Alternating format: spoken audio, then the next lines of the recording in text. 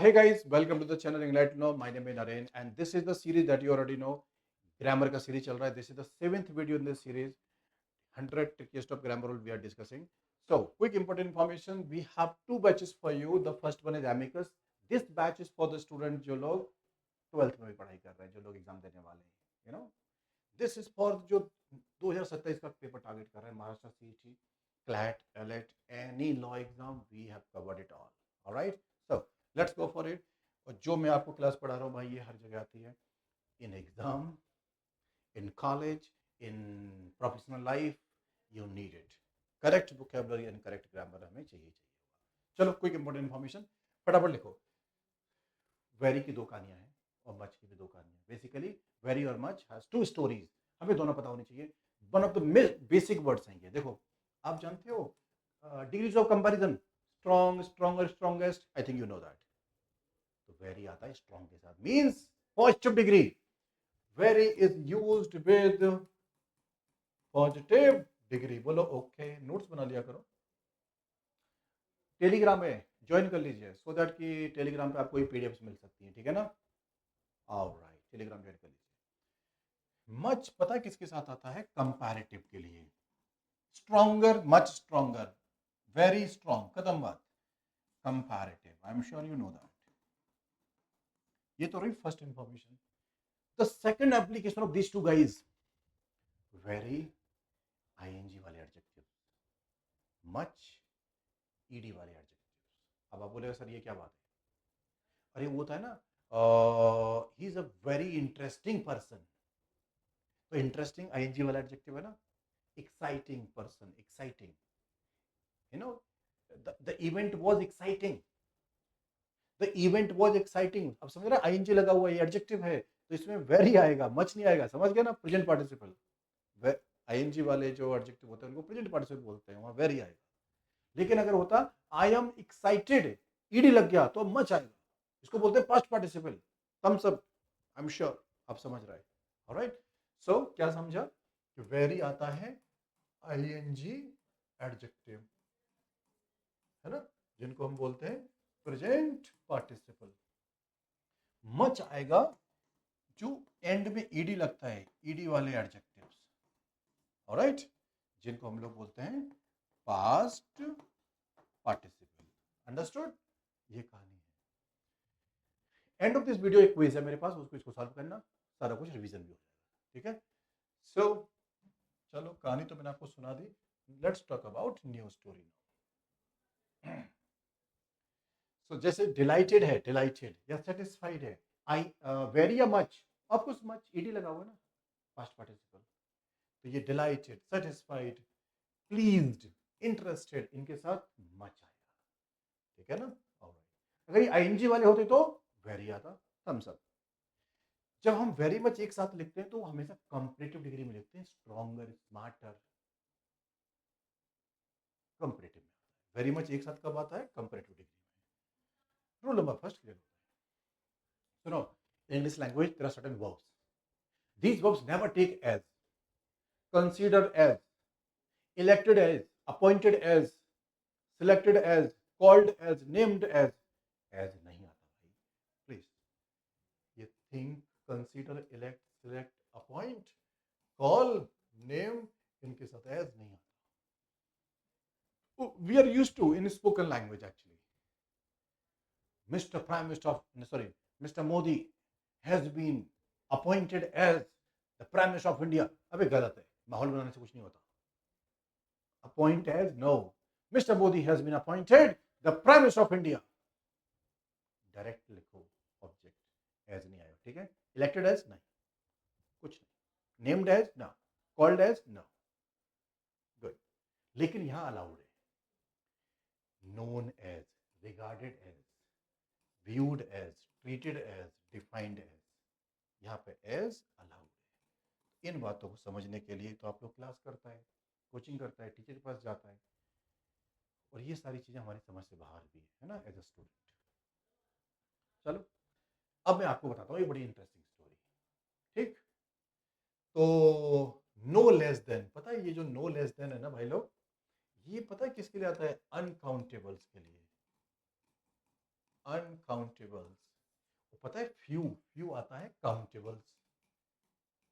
I don't have to explain कि what is countable uncountable, right?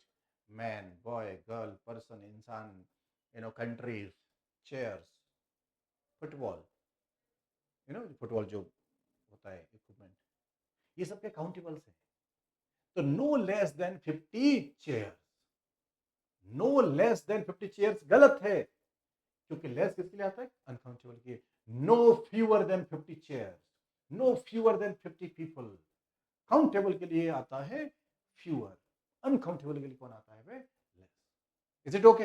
Just keep in mind, इतनी सी बात। Be careful.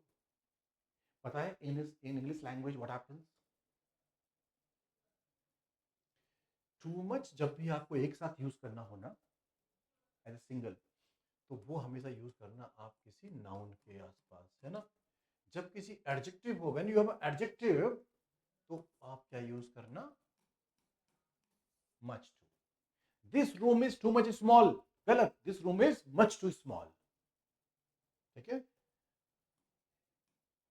Much too small.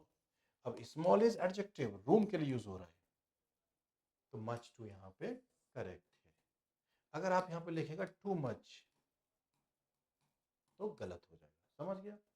Too much इसलिए आता है ना, too much money, too much arrogance, too much rain, noun. सही है। फिर से रिपीट करता हूं, too much noun, okay, much to adjective, okay, move on. English language में इनफ का दो कहानियां हैं, प्लीज लिखिए। If you have a sentence, तो एडजेक्टिव अगर है तो उसके बाद लिखा जाएगा इनफ। क्या बोला बे? Enough. Alright, let me write it clearly. मैं फिर से लिख देता हूं। कम ऑन, ये भी हैंग हो रहा है लगता है। हाँ, सो इन a sentence when we have adjective, ठीक है, तो इनफ का पोजीशन इधर आएगा। जस्ट फॉलो द एरो इस side. In a sentence we you have a noun, तो इनफ यहां बैठेगा। समझा क्या बोला बे? ऑलराइट, नाउन से बिफोर, एडजेक्टिव के आफ्टर, बी केयरफुल, ठीक? सो देखो, ही इज स्मार्ट इनफ, सही लिख रहा हूं ना मैं? स्मार्ट देख रहे हो, एडजेक्टिव इनफ, स्मार्ट इनफ, सही लिखा है। आई हैव इनफ, ठीक है? पावर, अब पावर क्या? नाउन है भाई, तो देखो इसके आगे लिखा हुआ है, नाउन के आगे लिखा है। समझ गया ना? Good job. चलो, 5 रूल्स पढ़े हमने। ये 7th वीडियो था सीरीज का। रूल नंबर हम कहाँ तक पहुँच गए? 35 तक। हाँ सही, ऐसे 100 तक जाएंगे। अगर आपको मेरा एफर्ट पसंद आ रहा है तो थम्स अप दे दिया करो, लाइक कर दिया करो बस, और अपने दोस्तों में शेयर कर दो। जितने अकाउंट्स की क्लासेस, मैथ्स की क्लासेस, पीसीएम क्लासेस जहाँ पे भी हैं, सबको शेयर करो। इग्नाइट लो, tell them to subscribe. We have the batches, and हमारी टीम है, ओपी जिंदल, एनएलयू की हमारी टीम है आपको लॉ पढ़ाने के लिए, करंट अफेयर्स पढ़ाने के लिए, alright, logical reasoning and English, सब कुछ आपको कंप्लीट मिलेगा। चलो, इस वीडियो को ही स्टॉप कर दीजिए और आंसर कीजिए, ठीक है? I will do that counting 3 2 1। Stop करो, आंसर कर लो, फिर मैं एक्सप्लेन करने वाला हूँ। 3 2 1 गो। चल, रिकॉर्डेड वीडियो है तो हम ऐसा कर सकते हैं ना, स्टॉप कर सकते हैं, पॉज और आंसर लगाइए। तो he is very interested, seriously ED वाला एडजेक्टिव है, मच आता है, वेरी नहीं आएगा, मैंने बोला था आपको भी। She was appointed as, appoint, elect, select, as नहीं आता है, sorry. The accident claimed no fewer than 50 lives. देखो लाइव्स क्या है? काउंटेबल है ना? काउंटेबल है, तो काउंटेबल है तो फ्यूअर सही लिखा हुआ है, it's correct. His explanation was too much confusing. अब एक कंफ्यूजिंग इज एडजेक्टिव, अगर एडजेक्टिव है तो इसके साथ क्या आएगा? Much too. I am sure आप समझ गए, तो टू मच गलत है। His explanation was much too confusing, confusing, clear?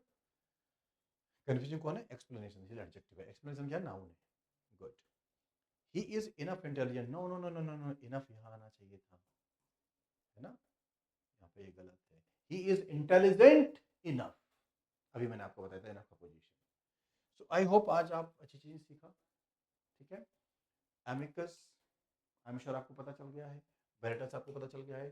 Those guys जो सिंसियरली अभी से पढ़ाई करना चाहते हैं 2027 की नेक्स्ट एग्जाम की, 2026 वाले एग्जाम की, तो you are welcome. We have a team ready for you. You want recorded courses? Yes, we have. You want live classes? We have everything for you. So go for it. Chalo, take care and make sure to subscribe to the channel and let everyone know about our initiative from the top faculties, from the NLUs and experienced faculties. Take care. All the best. Subscribe.